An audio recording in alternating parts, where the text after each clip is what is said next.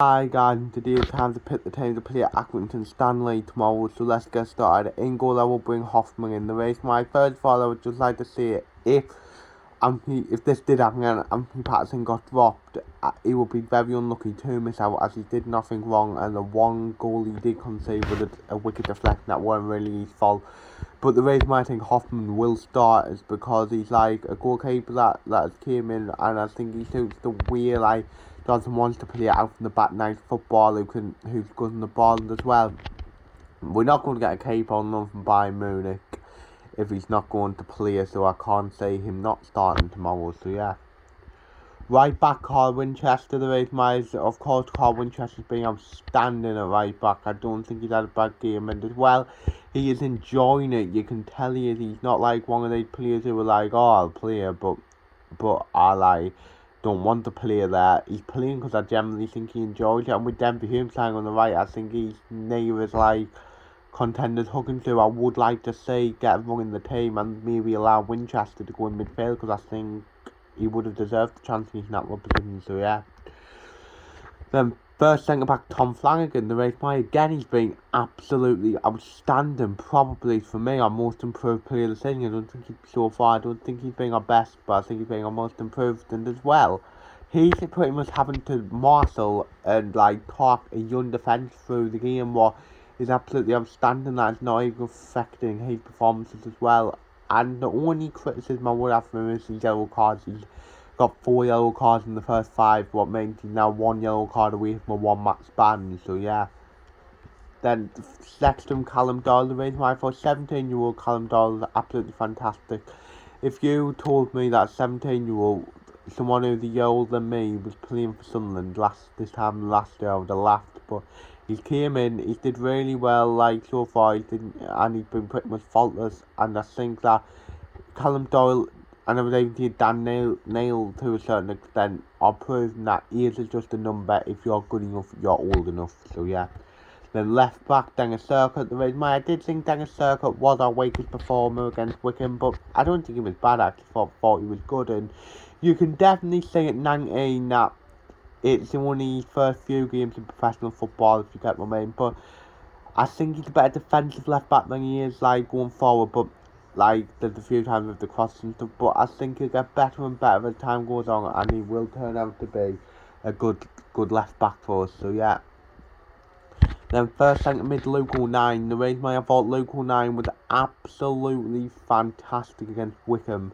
Like, he's the type of midfielder who, when he plays well, that's what he does. Like, he puts his like head in where it hurts, and as well, he's always a nuisance for people to play against, where he probably gets sick for him. Just look at that Wickham player who punched him, for an example. So yeah. Then next to him, Dan Neil. The reason why I might get back to this, but at 19, I honestly believe Dan Neil's Sunderland's best centre midfielder. The reason why is because he's so good, like he can run and stuff. And I was just like got a good assist against Wickham, and I was thinking, what would like for the last goal for the Stewart's second goal, what would Max Power or Josh Corner did that? Hit them wouldn't have run that far, especially being that late in the game. They would have probably pass back to the safe option, but Dan Neil rang and got the third goal and made us our wing, and I personally think he's been our best player this season, and he has did everything right to pretty much not lose his place. So yeah. Right wing Lyndon Goots, the race mile, because of course you could have put Zaki in, well you could have put him in instead of McGeady, but I think there's 2 reasons why, because I think he's been better than McGeady, and McGeady be the one who had more under pressure, and 2, I actually thought Goots played well against Wickham. He got the assist, played his part in the second goal. He played part of the first goal, got the assist for the second. I just think he was a lot better. Do I think Gooch can still offer more? Yes, but I think it was definitely an improvement on like the Wimbledon game. So yeah.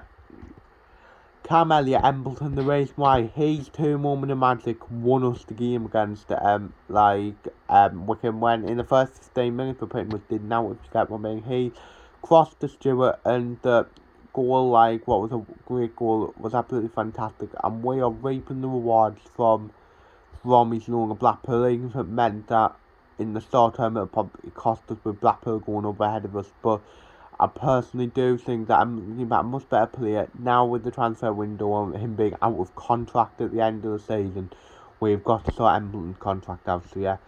Left wing Ian McGeady, to be honest, if the Zakia came in for him, I wouldn't complain, but I would just stick with McGeady, like, because even though I think that he's been the worst out of this 11, I don't think, like, he was even that bad against Wickham. Of course, I'm still hoping that the fact that he isn't fully fit will help, but hopefully that he's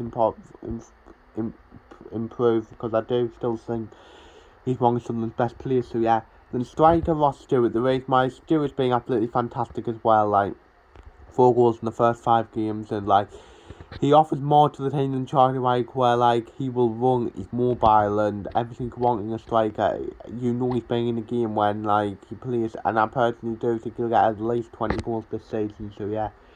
Then on the bench, Anthony Patterson, Bailey Wright, Niall Huggins, Corey Evans to be fit, if not, just put Alvarez, Leo Di Zacchia, Nathan Broadhead, and Alex Pritchard. So my score prediction, obviously I know, I understand the second in the league, like just behind us, but I personally still do think we'll win, and I don't think it'll be a comfortable one, but I think we will keep a clean sheet and we'll get 2 goals. It might be like one goal pretty early and one near the end to wrap it off. So I'm going to see that Roster and Lyndon Goots will score. So yeah, that's the end of the video. Hopefully you've enjoyed it. So like, subscribe, view, comment, and say yeah.